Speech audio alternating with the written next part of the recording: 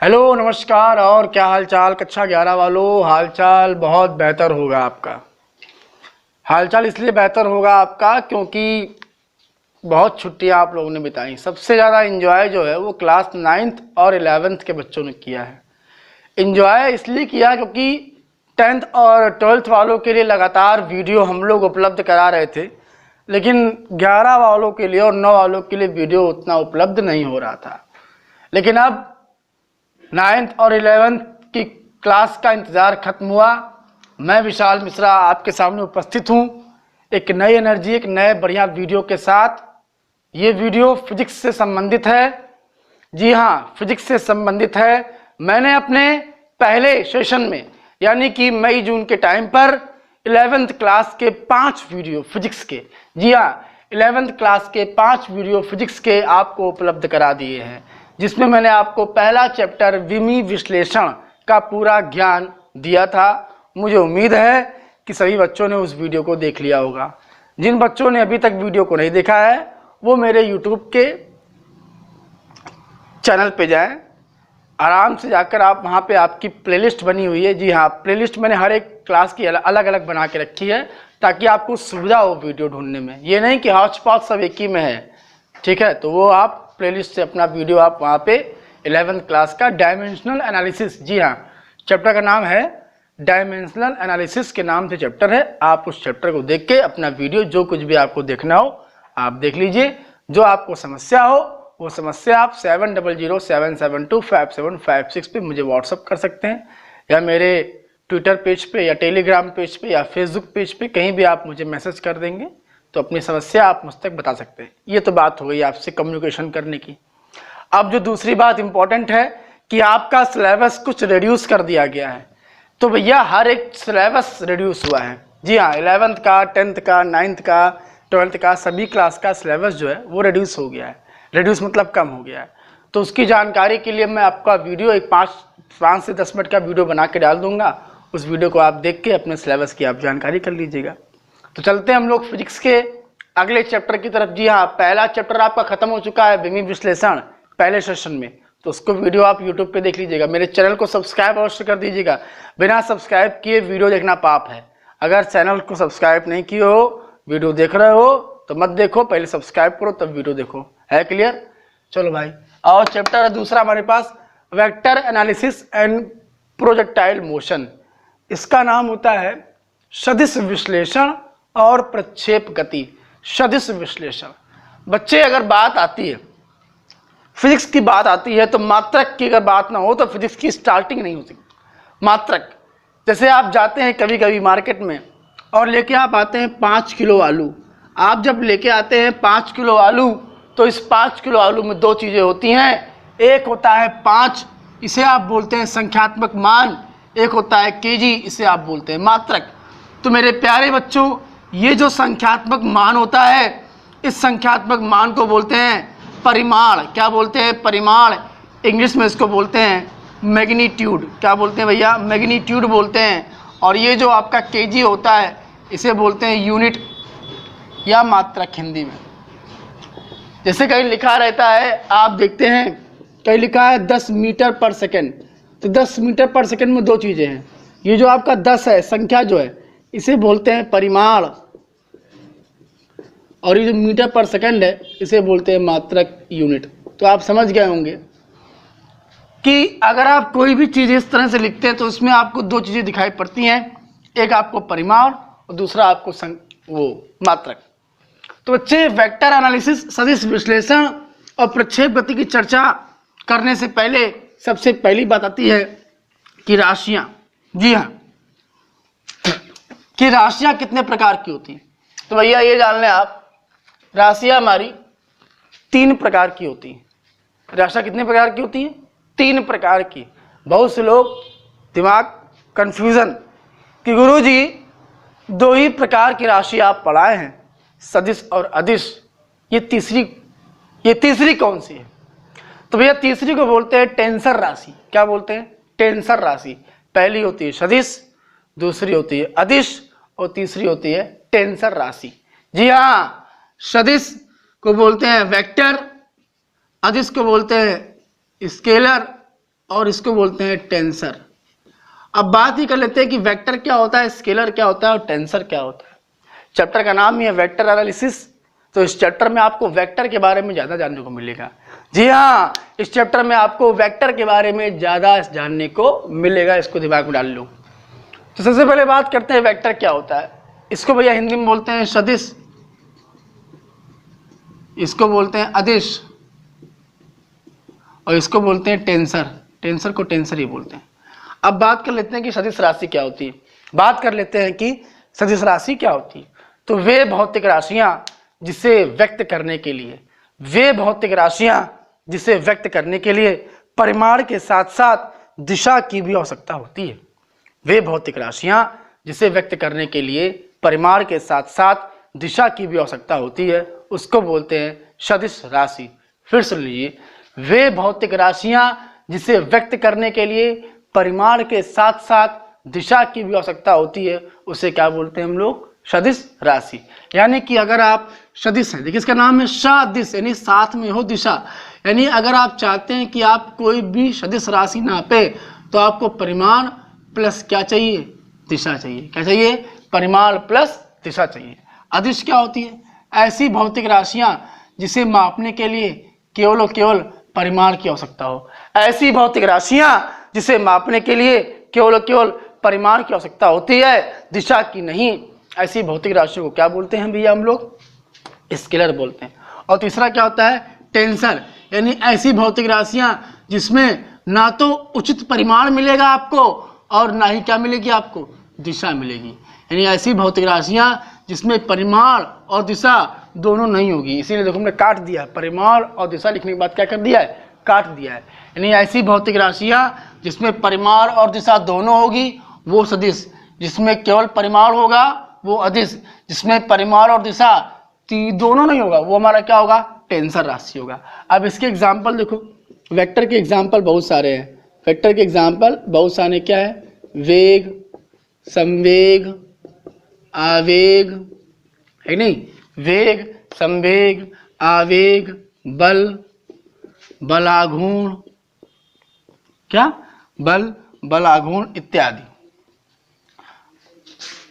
Scalar का देख लो भाई, स्केलर का क्या है, द्रव्यमान, हाँ द्रव्यमान हो गया, आयतन, क्षेत्रफल, घनत्व इत्यादि, ठीक है। और आपकी लास्ट वाली क्या है, टेंसर, ठीक। टेंसर का क्या होता है, जड़त्व आघूर्ण, क्या होता है, जड़त्व आघूर्ण और इत्यादि। अब आप कहोगे सर जी आपने तो उसका केवल एक ही लिखा है, क्या जड़त्व आघूर्ण ही केवल टेंसर है, नहीं। मौके पे हमें केवल एक ही राशि याद है, जड़त्व आघूर्ण, इसलिए गलत बताना चाहते नहीं है, इसलिए हमने केवल जड़त्व आघूर्ण लिखने के बाद में बाकी इत्यादि लिख दिया है। बाकी आप बुक से देख लीजिएगा। तो दिमाग में रखिए, ऐसी भौतिक राशियां जिसे व्यक्त करने के लिए परिमाण और दिशा दोनों हो उसे वेक्टर, एग्जाम्पल ये लिखा है। ऐसी भौतिक राशियां जिसे व्यक्त करने के लिए केवल परिमाण हो उसे क्या बोलते हैं, अदिश, एग्जाम्पल ये लिखा है।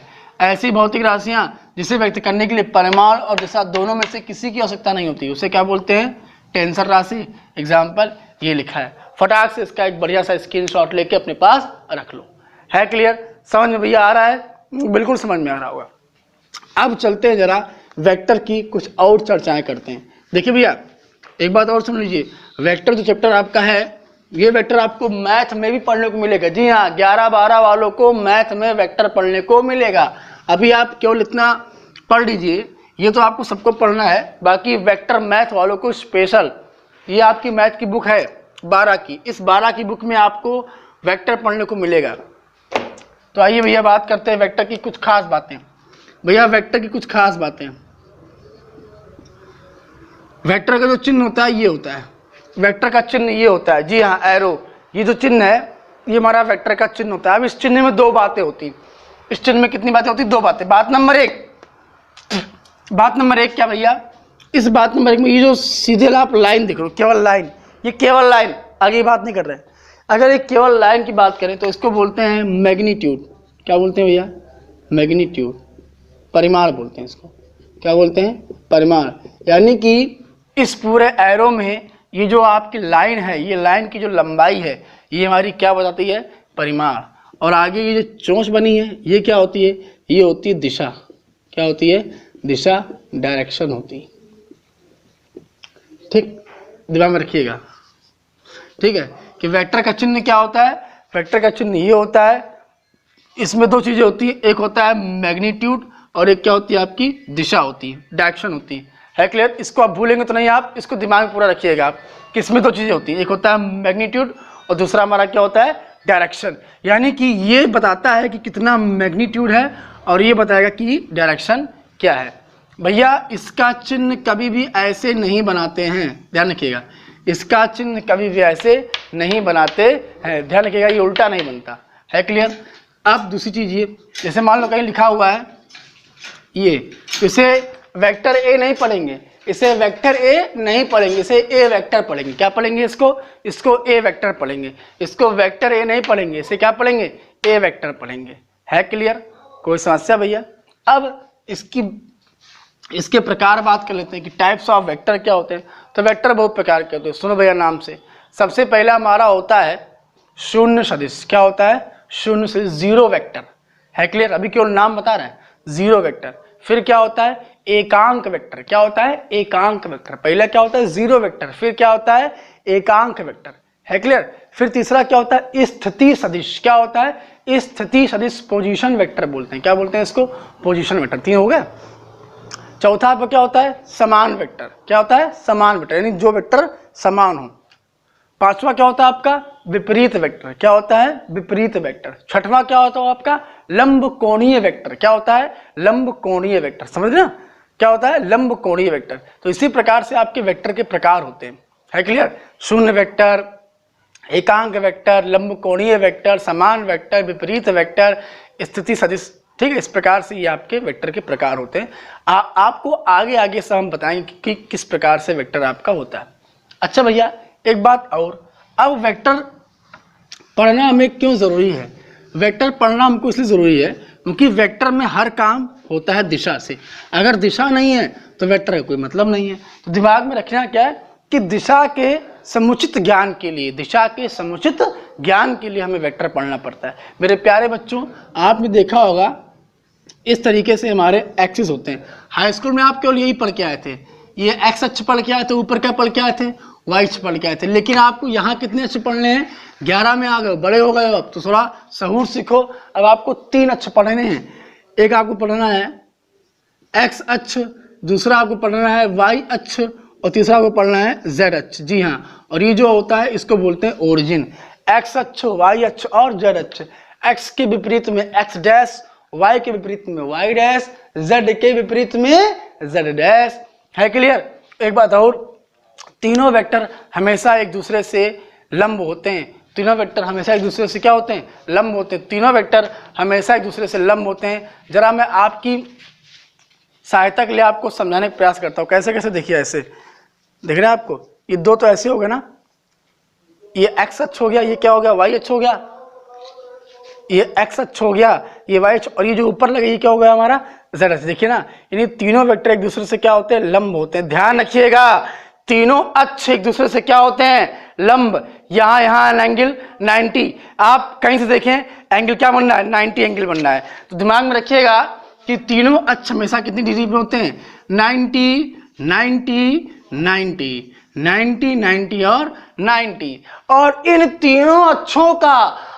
तीनों अक्षों का पर्टिकुलर अपना एक एक वेक्टर होता है। इन तीनों अक्षों का पर्टिकुलर अपना अपना एक एक वेक्टर होता है। यानी एक्स अक्ष का जो वेक्टर है, एक्स अक्ष का जो वेक्टर है उसको बोलते हैं आई कैप। क्या बोलते हैं, आई कैप। क्या बोलते हैं, आई कैप।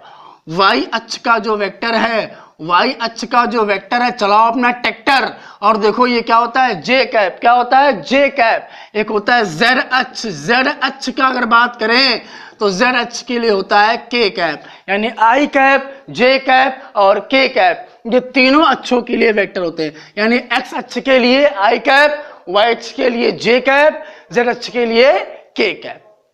कोई दिक्कत, कोई समस्या मेरे प्यारे बच्चों, इसे बोलते हैं हम लोग लंब कोणीय एकांक सदिश। क्या बोलते हैं इसको? लंब कोणीय एकांक सदिश। लंब कोणीय एकांक सदिश इंग्लिश में बोलते हैं परपेंडिकुलर यूनिट वेक्टर। क्या बोलते हैं भैया?